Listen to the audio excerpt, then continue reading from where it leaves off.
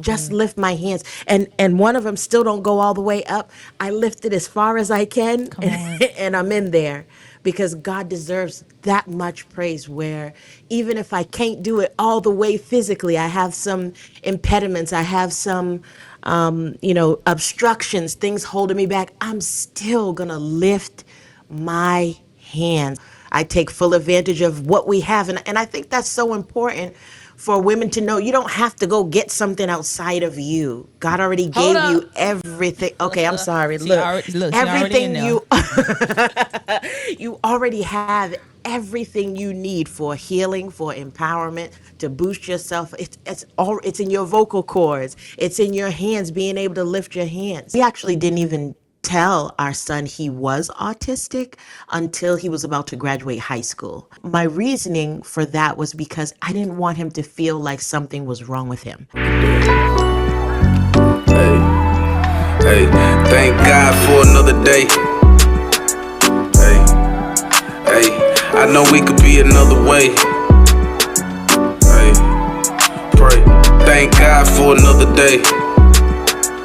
Hey, I know we could be another way. Hey, yeah. There's a storm out on the ocean, and it's moving this way. If your soul's not anchored in Jesus, you will surely drift away. Y'all can hear how I get singing with us. She virtual today, but y'all listen. If you don't know where you've landed in a safe space where influencers can depress, have fun, and guess what? Just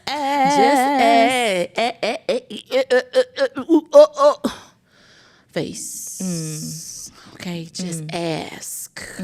Just ask me. Yeah. Ask yourself. Ask the Lord. Ask the Lord. Listen, I'm here with my wonderful co-host, Miss Desiree. Hey. Desiree. Hey. Desiree. Man. What's up, y'all? Y'all can't see her because we're actually having technical difficulties with one of the cameras today. Yep.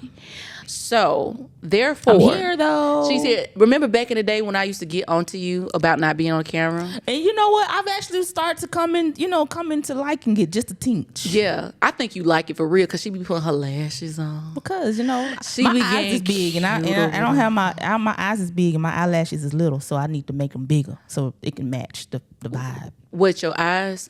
Yeah, because you got big. I was about to say and little eyelashes. Yeah, you do have.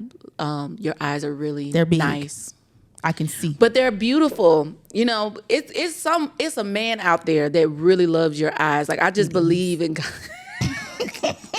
It is. Shout out to him. Shout out to him. Yeah, but y'all know I don't care, camera or no camera. We're gonna cut up. Hey. We're gonna cut up, okay?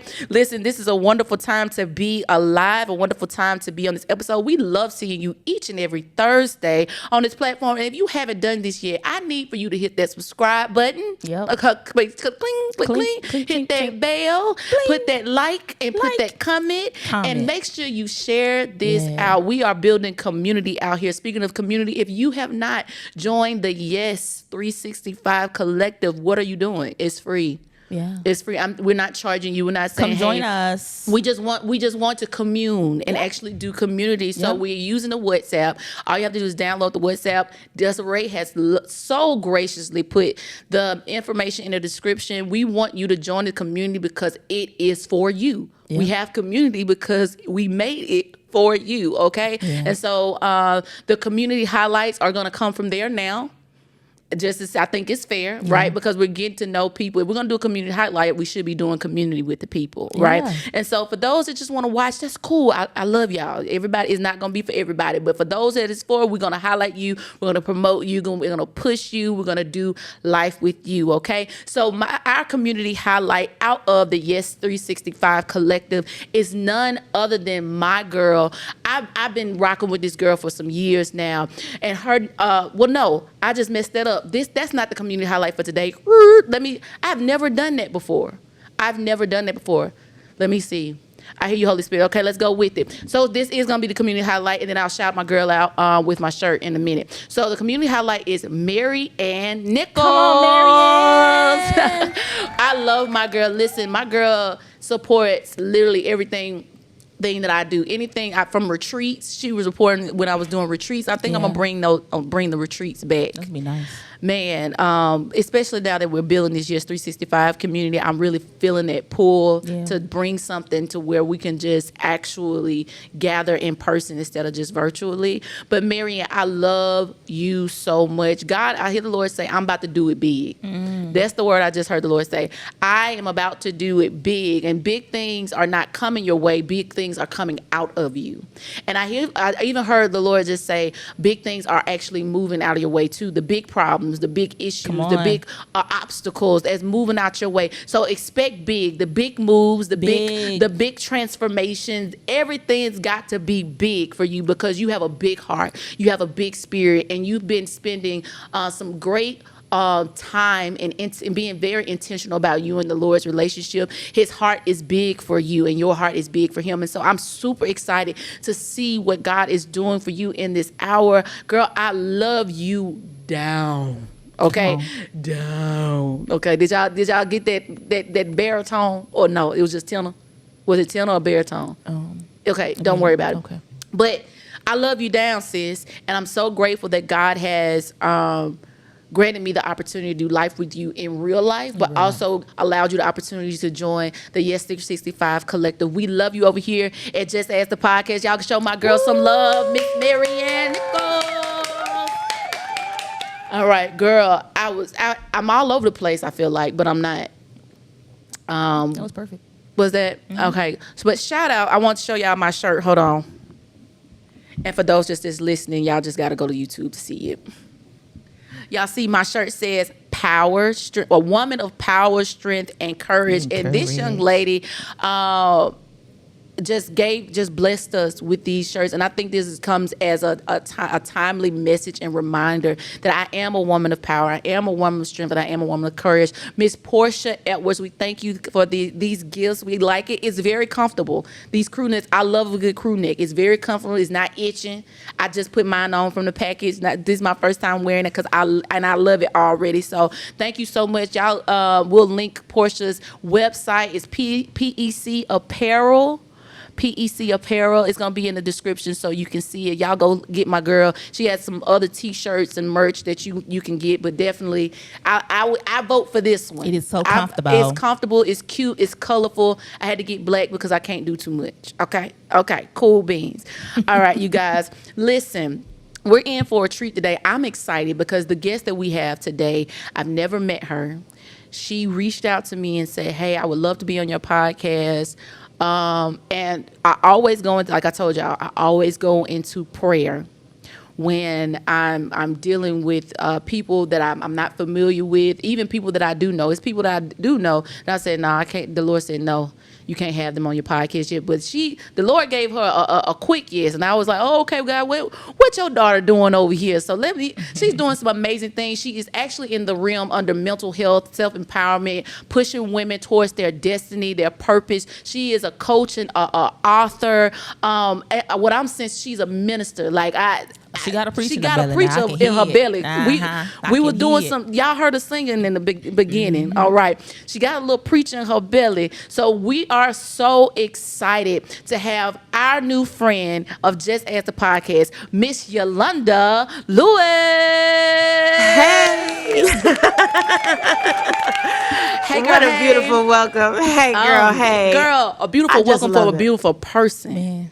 Oh, thank you. I Ain't feel she the same glowing? about you. Girl, yes, this lip. even though we never met, I feel it. And look, you caught me singing. I didn't know we was going in. I wasn't ready. Otherwise, I would have been quiet. Girl, the secret sauce to Just Ask is that we start with a good old song. Because sometimes You sure did. when we record, we don't feel like you an entrepreneur. You Yes. have community. Yep. Sometimes you just don't feel like it. Yolanda, tell us what you do when you just don't feel like it. Well, you put a song on. I move. I like to move, and or I go outside and I like to get fresh air. I like the air to hit my face, and the sun if it's out. But even if it's not the sun, I like the air to hit my face. It just resets my whole everything. So I take full advantage of what we have, and I think that's so important for women to know. You don't have to go get something outside of you. God already Hold gave up. you everything. Okay, I'm sorry. She Look, already everything in there. you you already have everything you need for healing, for empowerment, to boost yourself. It's in your vocal cords. It's in your hands, being able to lift your hands. All that. I won't go too far in, but I Girl, have we something already to say there. about that too. You So got let me me just say stirring. this then. Look, let me just say this then. I just I'm healing right now from surgery, and I'll get into the details of the surgery later. But from the surgery, I couldn't lift my hands because that was a part of the healing. I had to put it down. So when I get a chance, like I've never been so more appreciative. I've never been more appreciative of being able to just lift my hands. so Just good. lift my hands. And one of them still don't go all the way up. I lift it as far as I can Come on. and I'm in there because God deserves that much praise where even if I can't do it all the way physically, I have some impediments, I have some obstructions, things holding me back. I'm still going to lift my hands. I'm going to do what I can with what I've got. That's so good. So I know y'all wondering who the woman of God is. We're going to obviously, we got some oil on here, okay? Because the Lord don't lie to me. The Lord don't lie to me, okay? So Desiree, we already see where we going in this. Yeah. Oh, okay, bet. So put on that seatbelt. Buckle up. Buckle up.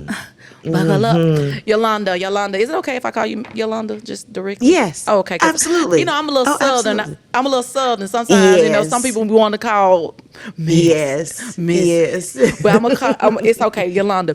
So Yolanda, can you tell us about yourself? Where are you from? Yeah. Who is Yolanda Lewis? Yeah. Well, who I am is just a person. I'm a woman, just like you. I'm a mother. I'm a wife. I am. I'm healing. I'm vulnerable. I'm all of those things. I have a list of accolades. I'm finishing up my doctorate. I'll be done next year. Woohoo! In trauma and counseling, and I own a publishing company. I help people to share their story, right? The scripture says the people are overcome by the blood of the Lamb and the power of testimony. You have Yeah. to share. And so we have a magical way we help people to use their story to actually build profit. So not just telling your story, because at the end of the day, guess what, says nobody cares. But if you connect it to a problem that they have, now they're listening. And so we teach authors how to do that and really grow themselves and grow their platform if they choose to. Sometimes they are just telling their story. So yeah, we do that. I'm a mom of an autism person. I have a son.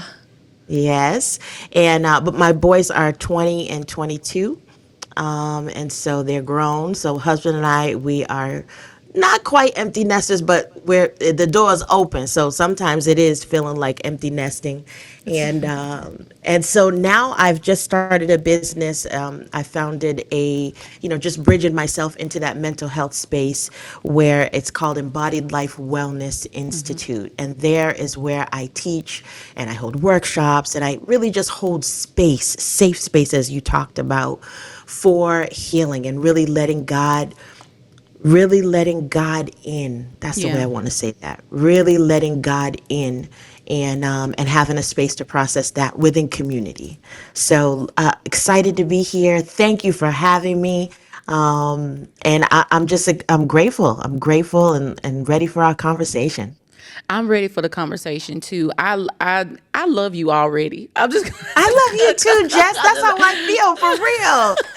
I do. And Desiree too, like I love y'all, like already. No, this is going to be a great conversation. So you said something that I did not see. I missed this in my research. You said that you have children that are autistic, and I'm very much so interested in your journey on that. Let's start there because that is Yeah. more recently heightened in the communities. There's more people are more aware of it, especially what is it, Love on the Spectrum, shows like that give us an opportunity to dig in deeper. What has your journey been with? And I'll share this with you real quick. My brother is has been diagnosed with autism, and my nephew Okay. more recently just got confirmed. We kind of already knew. My Yeah. sister will go, he got a little autism, or he on he on the spectrum. But she's the right parent to have, you know, an autistic child, because he's going to be loved either way. What was the journey like of you finding out that your children was autistic, and how has that molded you in motherhood? Great question. So the first thing is, I just have one son who is autistic. Oh, okay. The other son he's regular ed, if you want to call it like that. And he's plays basketball overseas. Like he's amazing. But there's a dynamic there as well, because when there's a diagnosis of autism, it's not just a mom thing. It's a dad thing. It's a sibling thing. So we're all impacted, and not negatively, but impacted in the space of needing to shift, needing to look at life different, needing to employ patience, needing to employ understanding. All of those things are not easy. And because it's a spectrum disorder, and I'm using just the clinical terms disorder, but because it's a spectrum disorder, every situation is different. Every situation is different. How they have meltdowns is different. And I believe there's a place where you can grow to manage how those meltdowns happen, so that you are building emotional intelligence, and you are building autonomy to be able to teach them how to make their own decisions and decide whether or not, and I'll say crash out for lack of better terms, but decide whether or not they're going to crash out and how deep they go into it. So it's really humbled my motherhood journey, because you have to balance, this one child who has certain gifts. They both have gifts, but one child who has certain gifts, and another child whose gifts come out a different way. And how you make them engage with each other, how you make sure to make them feel like they're not excluded, like something's not wrong with them. We actually didn't even tell our son he was autistic until he was about to graduate high school. And my reasoning, whether right or wrong, my reasoning for that was because I didn't want him to feel like something was wrong with him. I wanted him to just be himself, and we gave him space to do that in whatever that meant. He's very creative. He likes certain things, certain ways. And so we let him be that. However, we told him and started to explain to him what autism was and what that meant for him, because he wanted to work. And so you need to include that, because there's actually certain benefits you can have in terms of companies making accommodations for you, so that you can still work, but you have like a buddy, and different things that you can put in place if you embrace the title, not necessarily the diagnosis. So it truly transformed how I pray. It transformed how I parent, and transformed how I love. Looking at love just so different, because this is your child. This is your baby. This is, you were tasked and assigned to this child, to this soul. You were assigned to this soul. And there's so many times where I feel like I'm doing it wrong. I gotta be like this. I feel like I'm not doing enough sometime. But that's a part of the journey too. And I've embraced that, to give myself grace, to be like, okay, Lord, you put me here. I don't see it. I don't get it, but help me, show me what I need to do. Show me how I need to say this. Show me when I need to back off, and all of those things. One thing that doesn't change with parenthood is people think that, or parents think a lot of times, your hardest times are when they're young.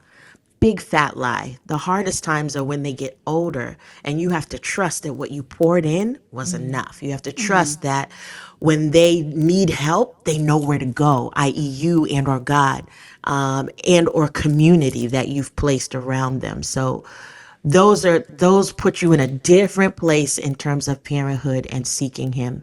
And I was there at every single IEP meeting, every single one, didn't miss a thing. I was the parent who talked the most. I might even cried the most too.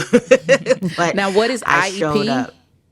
Yes, your individual education plan. So throughout his academic career, they have a special plan for them to walk through so that they hit their own goals, and they, Yeah. are developing a certain way. And it's very important, I'll say this too, for parents to know that your child has their own personality. For example, I remember when a part of the IEP, the teachers wanted to add in buttoning up his clothes. And so I rejected that. I said, absolutely not. This is a standard that he does at home. So why are you saying that this needs to be included? She said, well, when he's here at school, after he goes to the bathroom, he just stands there and we help him, get dressed. So I laughed because I said, well, he kind of got you then, because he can do that on his own.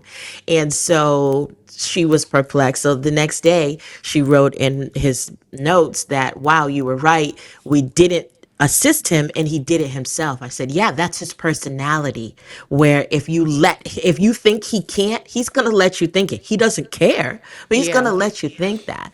And so it's important for parents to be so in tune with their child, their personality, and not be tripped up by the actual diagnosis that you miss certain things that are just them, so that you can help them grow beyond that. That is so good. No, that you're bringing some valid points up, and I think you're help. I didn't know we was gonna go down this lane, but Holy Spirit knew. Like, and so now I'm curious as what was the adjustment with your marriage? Like, I'm not assuming like something's wrong or anything like that, but I do know we had our good home girl Crystal Bowman. Her daughter is a Brancer patient. I mean, what I say? Brain cancer. Brain cancer. Did I put that Cancer. together? You did. You said a Brancer. You made What up is a a word. Brancer? And y'all was just gonna go with it. That was like something. We to was.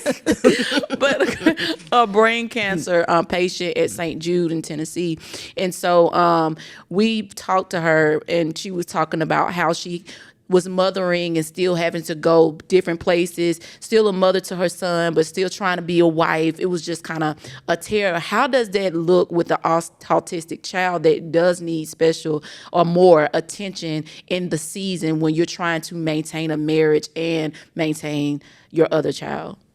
Great question. I think the biggest thing for my husband and I, so we've been married 23 years.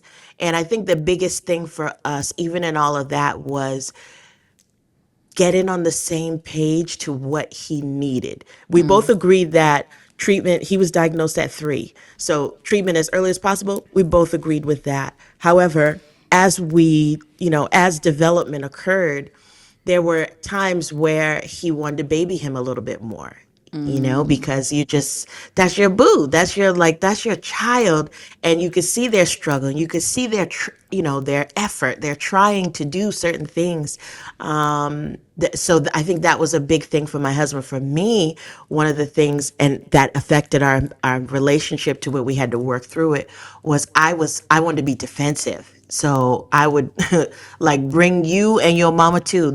So in my TED talk, I talk about that. Look, I love Jesus, but don't mess with my children. So in my TED talk, I talked about a situation, and this was just one of a few that happened, where he's very social. He's just a lovable dude. And it was social media. So they, how you get on the live. And so people were getting on and sharing their little gifts. So he got on and sang like a song to, the intro song to like some show he watched. So they were laughing and all this thing. It took everything in me not to, these are kids at the end of the day, cuss them out, bless Right. them out, however you want to put it, Yep. and let them know how wrong they were for making fun of. Just, it doesn't even matter that he's autistic. The fact that he's showing up, trying, and you ask people to join, showing up, trying, and you're making fun of him. So that was our biggest challenge. Thankfully, we were able to be there for each other for both. So my husband, he knows me enough to know how to calm me down and put me in perspective of, but is that really going to help him? Right? We don't even care about these people. We care about our son. How is he doing? And he was fine. I was more crushed, and I wanted to, just fix the world in that moment of, hey, let me educate you on, while this might not be a part of your world, it is a part of the world. And you should be more sensitive to people who are different. And then for him, me saying to him, hey, babe, he's going to be his body is a man. Yeah. Even though his mind is not, his body is a man. We've got to show him beyond us, right? Because we're not going to be here forever. Yeah. Beyond us, we've got to show him how to be able to survive on his own. So we can't baby him. We can't do everything for him. We can't just buy him whatever he wants whenever he feels like it, or go, we can't do that, because that doesn't help him. And so being able to, you got to find time to talk about those things in a calm space. You cannot do it when the emotion is heightened. Like my husband knows, I needed to find a way to self-regulate myself to calm down from that moment. And Yeah. for me, it involved tears. I had to cry. Give me a second. Let me cry. Let me get it out. And then I could come back and I can hear and I can listen. And that's something to note for all facets of healing.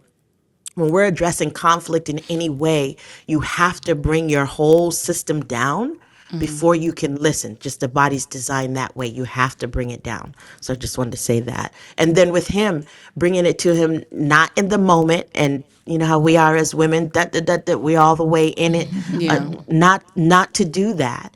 Give him space to feel like, this is my son, Yeah. and I can't fix it.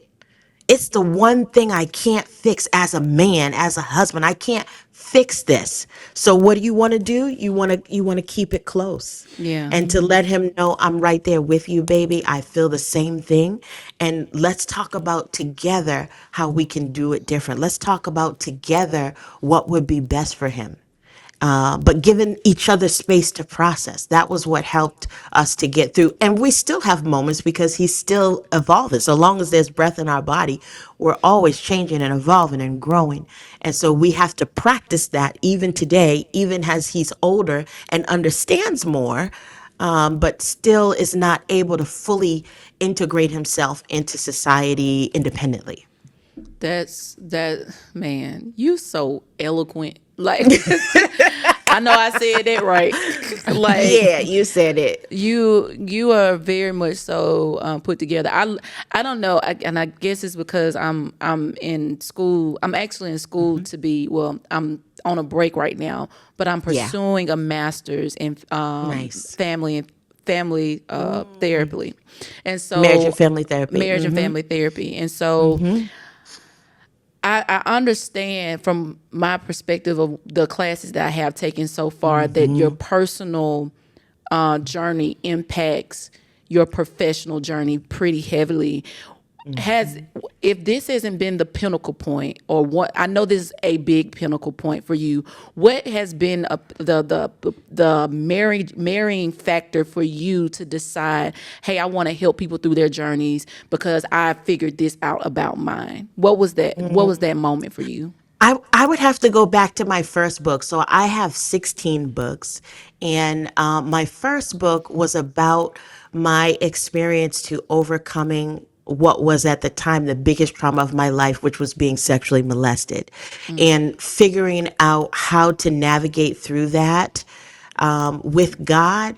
I couldn't wait to share, although I was very, very nervous. And it took me 20 years from when the experience happened. My first experience happened at 3 and lasted until about 11, 12. And then from there, I just hid. I found ways to hide in church. I'm a teacher, so I found ways to, the louder you sing, the better you are. I knew all the scriptures. I come from a line of Bible teachers and scholars, so I knew all the stuff. I knew how to hide. And what that did was build a wall of, even though I knew God, I didn't know him. We didn't have relationship. I knew him though, and I heard him, and I was there, I was present, but I didn't let him in, right? Like I talked about, that's what I help people do. Help them to understand how to let God in so he can do all the things.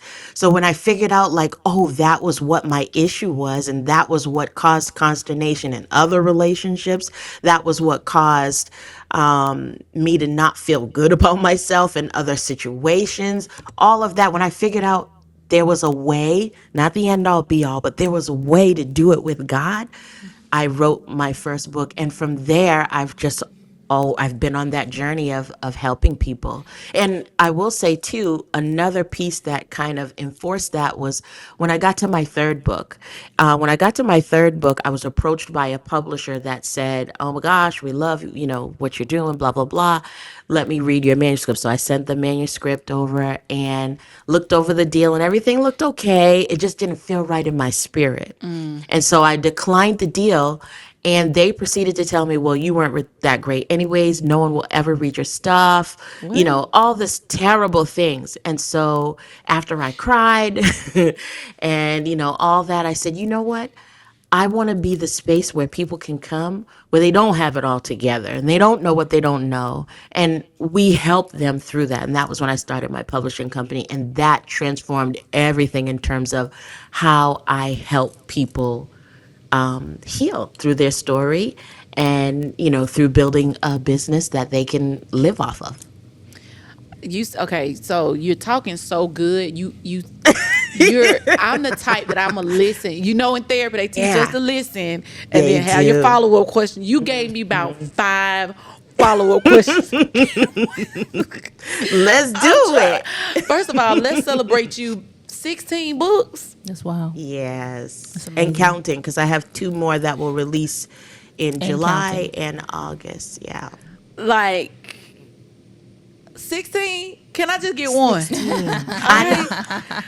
Because we're gonna get. We're gonna come back to the publication and being an author because I think that subject keeps coming up.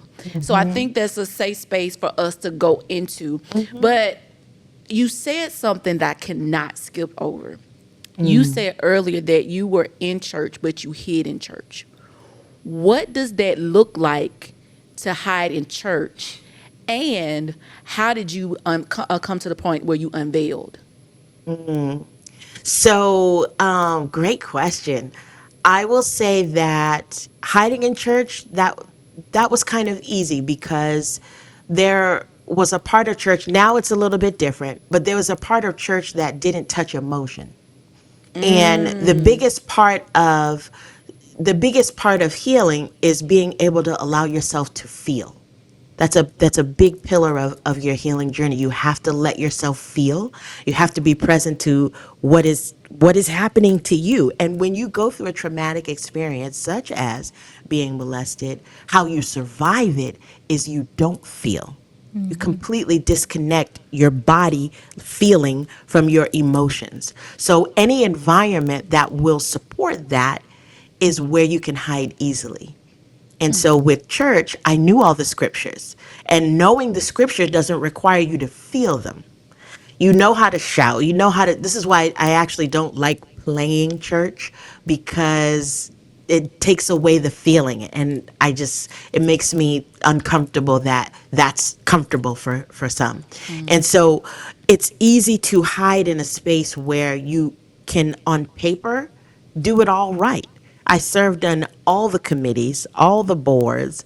I taught because that was actually a gift. I knew how, I was just good at being able to teach. That was a gift that flowed through my bloodline. But you couple that with, we used to play Bible Pictionary, not even just regular Pictionary. Like, it was just ingrained in me to know. And you couple that leadership with just doing the things, you skip feeling. You just skip it all together. It wasn't until, I don't think I started feeling until I became an adult and moved. So I was born and raised in Boston, Massachusetts, and I live now in Georgia. North Georgia. And I don't think it was until I moved to Georgia that I really broke of that. And it happened when a friend of mine passed away, and she was a friend of a friend. You know, I met her through people, so we weren't like super close, but we had done so. We did an event together. We had plans to do other things, and so I remember telling my mom. My mom met her, loved her. I was telling her how she had passed away, and when I was fixing my curtains. That's why my hands raised. I was fixing my curtains, and all of a sudden I was like, oh my gosh, what is this wet on my face? My face is wet. And I started tapping it, and I was like, wow, that's tears. I was so disconnected from my physical body and emotion, the two of them together disconnected. I didn't even realize that I was crying because my body needed to release sadness, because I was actually sad that she had passed away unexpectedly, all the things. She was young. I was sad about it, but I was so disconnected. I was so functional at making it happen and being responsible and doing all the things of life, church included, that I could not feel.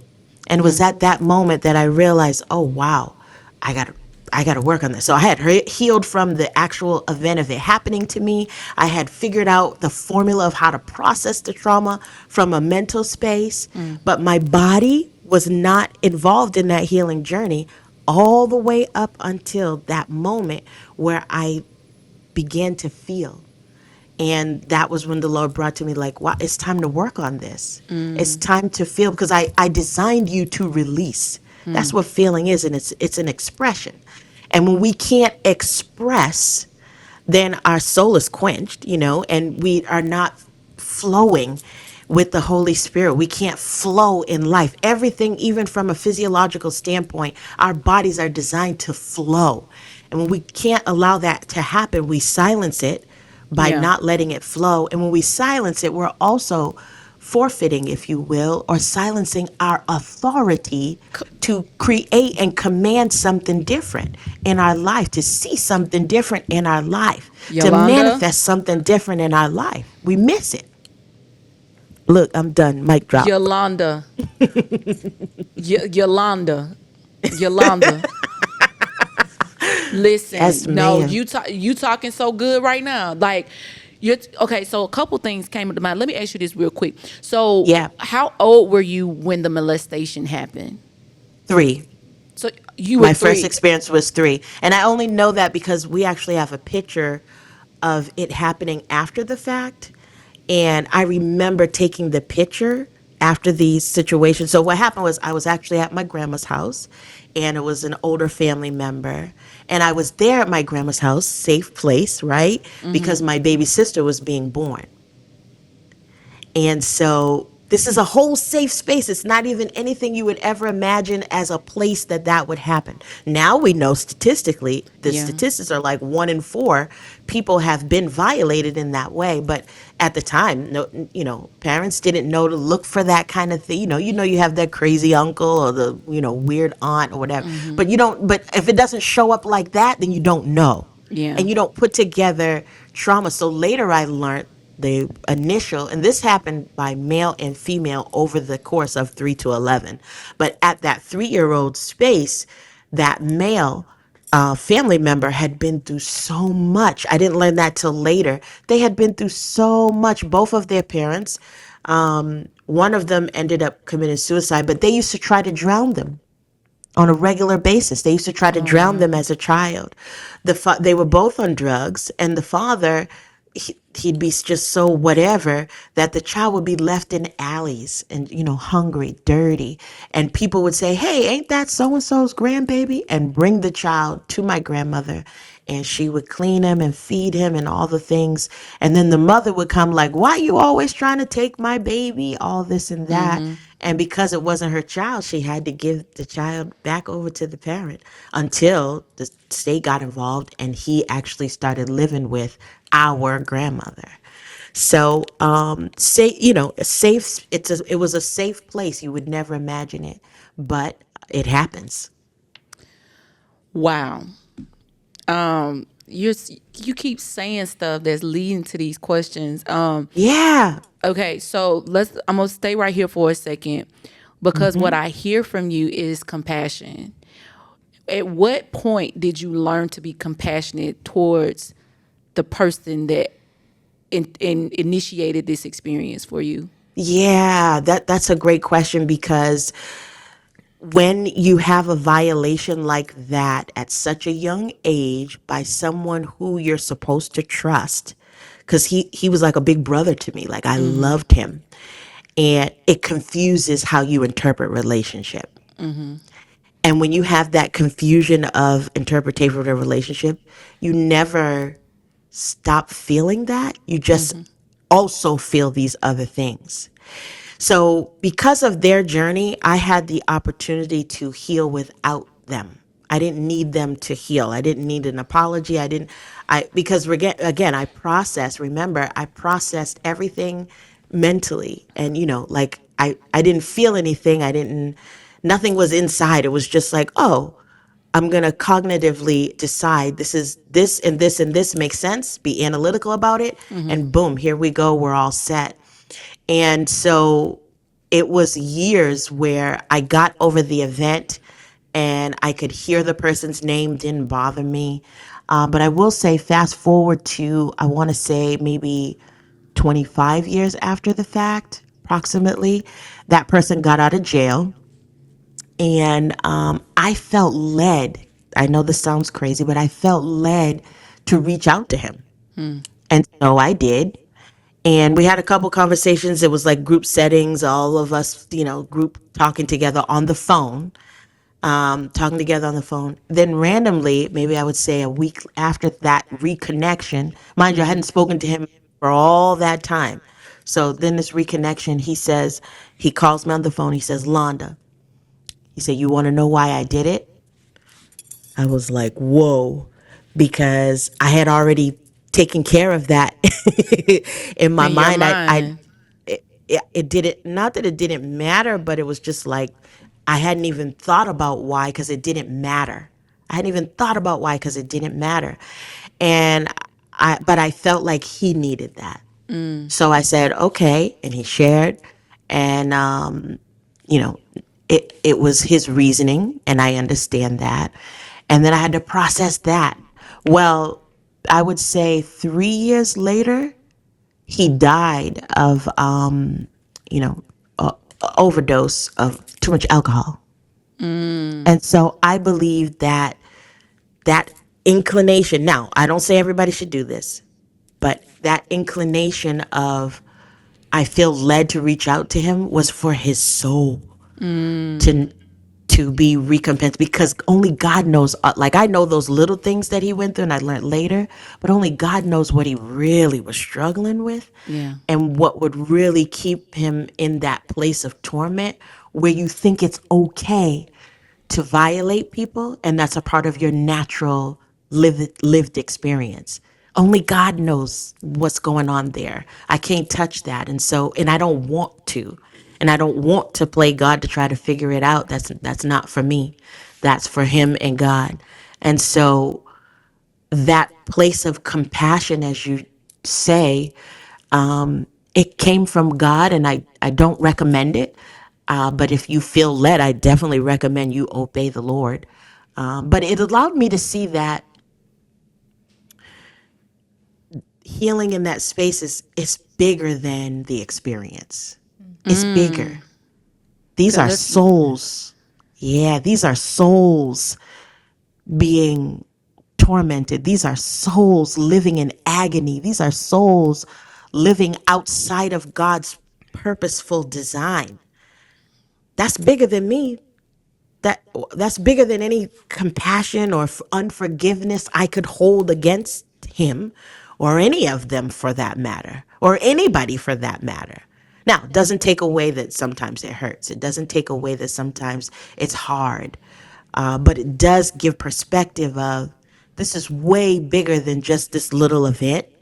And so I'm going to trust that God got me, even in this space of what I have in front of me and how it feels, and let him take care of the rest. So Yolanda, Man, you're talking so good. You said a few things that just hit me differently. And when we think about the idea of violation, you can be violated physically, but you can also be violated mentally and emotionally. And I have experienced all three. I was just sharing with my sister last night. If I cry, it's okay. It's just me expressing myself. Yeah. I have to Yeah. say that out loud. But I've experienced abuse, and in the revelation of that you've been in an abusive situation, I think it scares you more about you than it scares you about the person, because it's like, how do I allow myself to be in a situation? I thought I was stronger than that. I know I wasn't around that. I wasn't really around abusive situations. So how could I allow my mind to be affected, and my finances to be affected, and my body to be affected? And in the same sense, and I'm coming to the recollection that I've experienced abuse more than I thought I did. Like, I experienced abuse in 2 different relationships, and coming to that realization, like, girl, you let this happen again, was kind of like crazy. But in the first situation, I can tell you that I had a similar experience to where I got to talk to my violator. Like, I got to talk to the person that I experienced abuse with, and he got the opportunity to apologize. And I didn't know I didn't need his apology, because I was going through, like you said earlier, like, I'm a PK. Like, I'm going through this journey of understanding God as a dictator versus somebody as God as a friend, God as a father, God as Lord. But when I found out that God was my friend and he wanted to do actual relationship with me, that's when I started really tuning into the heartbeat of God. And so in that, it maybe took maybe a year or so, and I can't even tell you how we got into the space. I think because I'm still cool with his mom to this day, and I was visiting her, and we had this experience where we got to talk to each other, and he was like, "Hey, I've been without you for this X amount of time, and I'm realizing that you are a queen. I should have never treated you like I did. I should have never put my hands on you. I should have never done that, right?" But on the we had a conversation. Like, I would dap him up if I see him in the street. Like, you would think I was supposed to run away from this man, but really the compassion for this man to believe, like, okay, he doesn't really understand the love of God like I do. You haven't experienced the freedom of the Lord like I have. I have to have compassion for you, because I might be the only God you get to see. Like, I'm Ever. the only example. And when we talk about, we have this campaign that's Yes 365, giving our yes to God daily. That is a part of the yes. When you have to say, yes, God, I will submit my feelings. I got to submit my me being right, me being the victim in this space. I have to submit that to you so the soul can be saved. That's a whole nother level of relationship with God that you don't nother do. level. You got to go through some things with the Lord. Yes, ma'am. To be there. So I wanted to say that out loud, to say, you didn't sound crazy to me at all, because I'd been through it. I walked through it. So now I want us to bring us to a point. I hear you, Holy Spirit. Let me backtrack. So for those women or even men that have experienced molestation in this sense, what would be your encouragement for them so that they can overcome that memory? You know, you said something key there, in that you're overcoming the memory. I want to explain that first. Overcoming the memory doesn't mean you never remember it. That's not what it means. Wow. You almost made me choke on this water. That's why I paused to make sure you did it.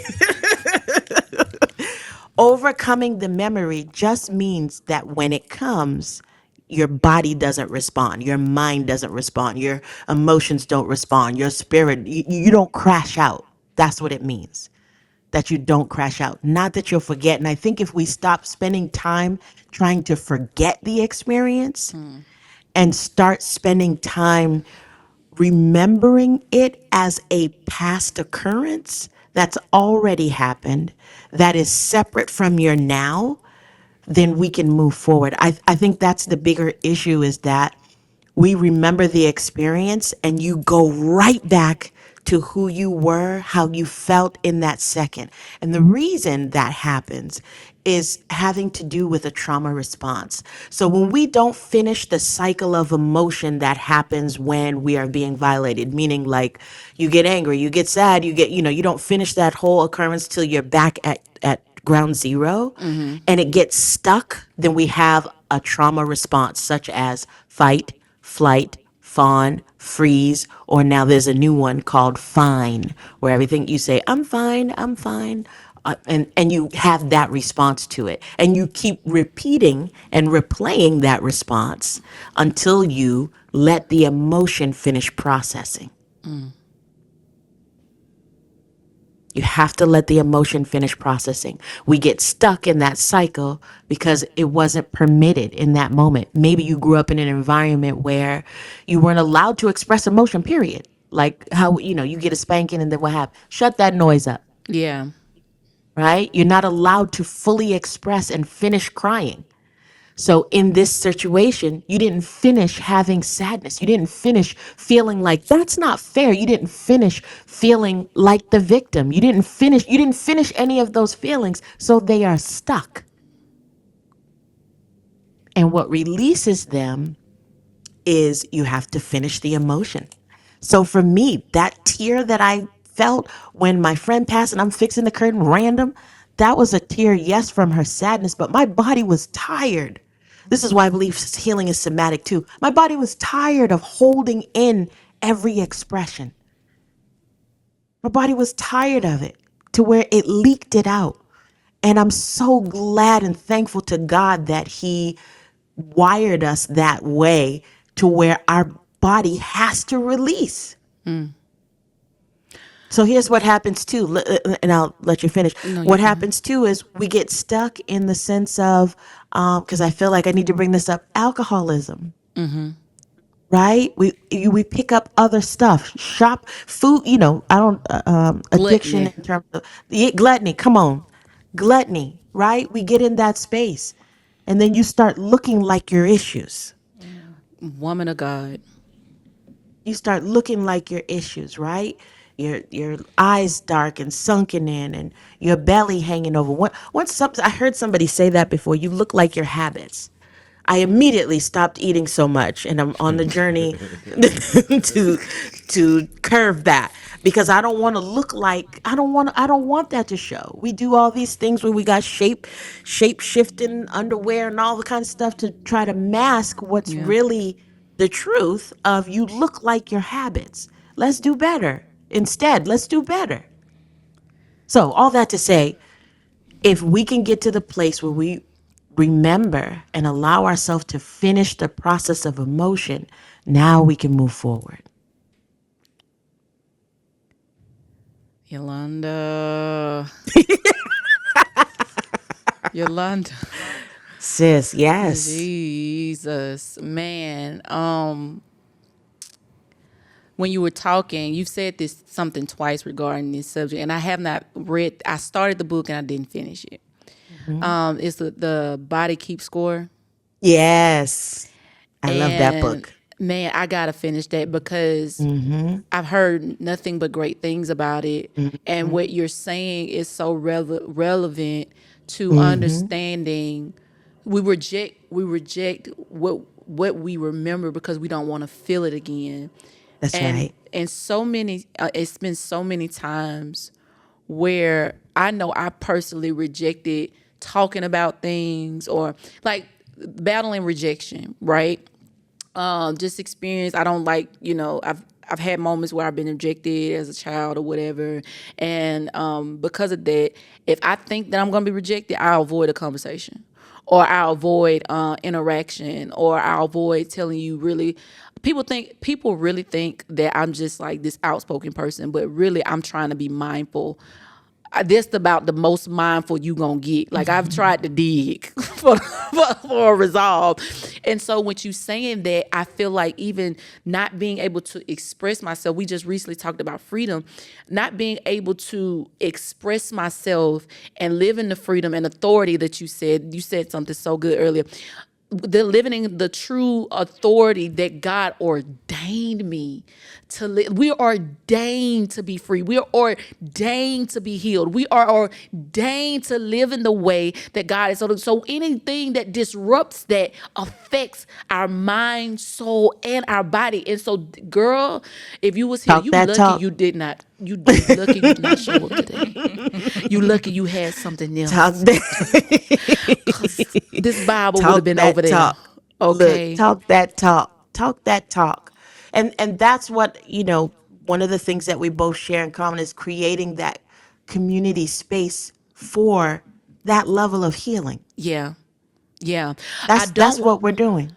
I don't want to miss it because I know we're getting close to time and I know you got other stuff to do. Yes. I'm just going to go ahead and let you know we're going to have you again because we got to talk about the publication. I don't Yes. think that's going to work right now. The Yes. Lord just went where he wanted to go quickly. He did it different. Yeah, fast. He did it. Fast, He did okay? it. That's why I tell people I can research all day about stuff. The Lord is always going to have his way with our conversation. That's why I enjoy about Just Ask. But you do have workbooks that I'm Yes. kind of curious about. Like, does that tie into like helping people mold through, like if they were in a situation where they experience abuse, molestation, all that stuff? Can you talk to us about those workbooks and like how they Yes. help us? Yes. So the workbook series is called Embodied Life Wellness, and they are broken out into 4 different categories. So one is the soul. On a soul level, how do you heal? What does that journey look like? And it walks you through what that journey looks like from not just a cognitive standpoint, which is what traditional therapy does, but from a somatic standpoint and a spiritual standpoint, which is there's modalities for each one of those, but not together. And so that is what makes this workbook series different, is that they are bridging those 3 parts of ourself together in a healing format. So it focuses on your soul. I have another one that focuses on inner child, so getting through the things that from your past, as well as abundance and purpose, finding out your purpose and how to be abundant in it. And then the last one is more so for my Christian brothers and sisters, where it focuses on refreshing. So it's a culmination of all the things, but it uses scripture. The other 3 don't necessarily use scripture. However, there's room for you to interpret how you need to and how the Holy Spirit drops it. But for this refreshing is simply on that, because I believe the body of Christ needs to be empowered and feel empowered to help facilitate healing in the way that, man, I almost want to call it magical, but in the way that only God can do.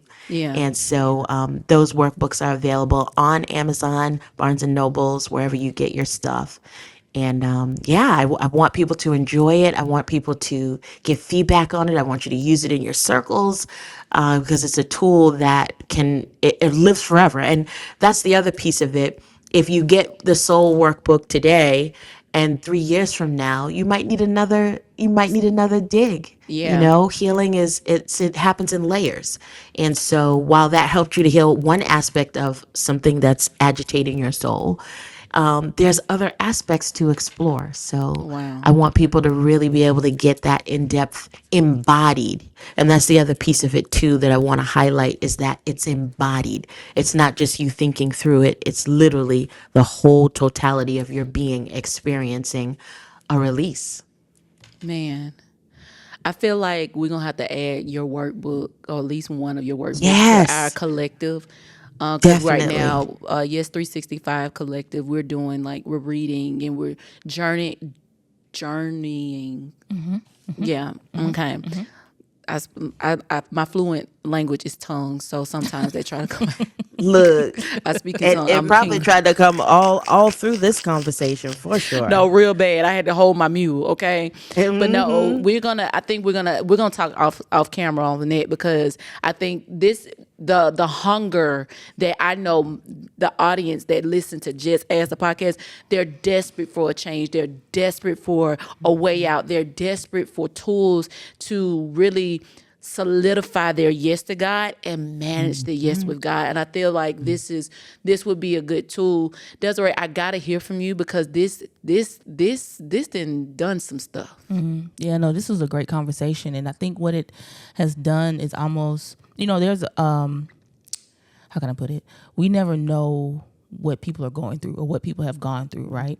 And if they have not been exposed or, exposed to somebody who has journeyed or who has been open enough on the other side of their healing to have these conversations, they'll think that, where they are is okay. You know what I'm saying? And like you said, like the Lord has ordained us to be free. He has ordained us to be saved and healed and all these things. And so I think it's just important that, that as we journey along, because I've been in James this week, and James says that to count it joy that when trials and tribulations happen, it's working something in us, right? And if we allow the process to finish, that we will be perfect and not needing anything. You know what I'm saying? And so it's like, yes, things will happen, but we don't have to stay in those things. But sometimes it's somebody else's testimony or somebody else's journey that helps us unlock. And so I'm just grateful to meet another kingdom believer who has stepped into the space that God has carved out for you, Miss Yolanda, to reach back and just to share and to really step into this and share the light. You know what I'm saying? Because we just never know. But your journey is definitely setting people free. So I'm just grateful, and I'm sure the listeners have gleaned and just found themselves in a space that's like, okay, like, I know I can walk through this healing thing, and I don't have to do it by myself. So we just thank you for being a part of the platform. Yeah, she Thank you gonna be back, and we might be doing something together. Like, I can really see that in my I can see it. shundo. Yeah, I can see us working together. I see it. So when it happened, y'all, Yeah, clock that T. clock it. Clock it. Hey. Okay, Miss Yolanda, I'm learning. Okay. because Desiree didn't know Miss Yolanda. She was. Dang, Look, I just got hip like last weekend. My niece came But and you got visited. it quickly. You got it I quickly. did. I did. I snatched it Snatched up. it on up. It got snatched up. Miss Yolanda, Yes. I'm sorry I said that, but Yolanda, what a friend we have. Jesus, my God. Yes. I'm gonna be feasting on some of the things that you said, because I do believe that we don't want to leave people without a resolve. And I feel like I'm just trying to mentally just make sure that we did it, but also, and to do the work, you have to invest in your healing, and whether Yes. it look like therapy, Right. getting the workbooks from Miss Yolanda. I think that it's imperative that you just don't stay on this conversation, but you go beyond this conversation. And so here on Yes. Just Ask Miss Yolanda, we allow our guests to have the final say. So if there's anything that you want to add to the wonderful things that you've already said, or if you want to, if there's something that's on your heart, this is your time to share that. Thank you. I think I'll just reiterate one particular point, and we touched it, but I think I wrote it down in preparation and wanted to share. But suppressing your sound, and when I say sound, I mean expression. Suppressing your sound suppresses your authority. Suppressing your sound suppresses your authority. I want you to know that it's okay to let it out. The other side, that your whole body wants you to let it out. The other side of the healed version of you, that healed version of you that's waiting for you to let go, wants you to release your sound and not suppress it. So whatever that looks like for you, it might be just crying, even in this moment, just letting the tears flow as the Holy Spirit is coming into the room, even right as we speak, into your car, into your office, into your cubicle, letting the tears flow, feeling, allowing yourself and acknowledging the feel of his presence, just warming you up, feeling where it hits your body, and then giving him praise for the opportunity to heal. You get the opportunity because there's breath in your body, because you're here right now listening to this cast. You get the opportunity to heal. It is your time right now. He wants you. He's calling you to heal, which requires you to release the sound so you can take back your authority. So good. Take back your authority. Yolanda, thank you so much. Yes, for thank you. just a beautiful conversation. Part one. We're gonna call Yes. this part one because we're definitely not done. Okay, No. we're not done, y'all. So you don't Ooh. even gotta ask me in the comments. I already know this one's gonna hit. Okay, but thank you guys for tuning in. If you have more questions, if you want to reach out to Yolanda, we're gonna put her information in the description. Go like, go comment, subscribe. She has a YouTube page as well. I'm going to go ahead and profess that she's going to be doing some more things on her YouTube page because man, this is good. Like that today was good. And so I'm really excited about what God is going to do through not only Miss Yolanda, but through you using Yolanda as a vessel. And so I hope and pray that something resonated with you. If it's not just for you and somebody else, make sure you share this. Don't be stingy with the freedom. Okay, do not be stingy with the freedom. Listen, Desiree, this one was good. Yeah, we got it. good. We definitely have to have her back, y'all. We love you guys. We hope you have an amazing rest of your week. But until next time, until next week, remember, life could be much more simple if you just ask. What's up, you guys? We hope you've enjoyed that conversation, but make sure you like, share, and subscribe, and hit that notification so you don't miss an episode. We'll see you next Thursday.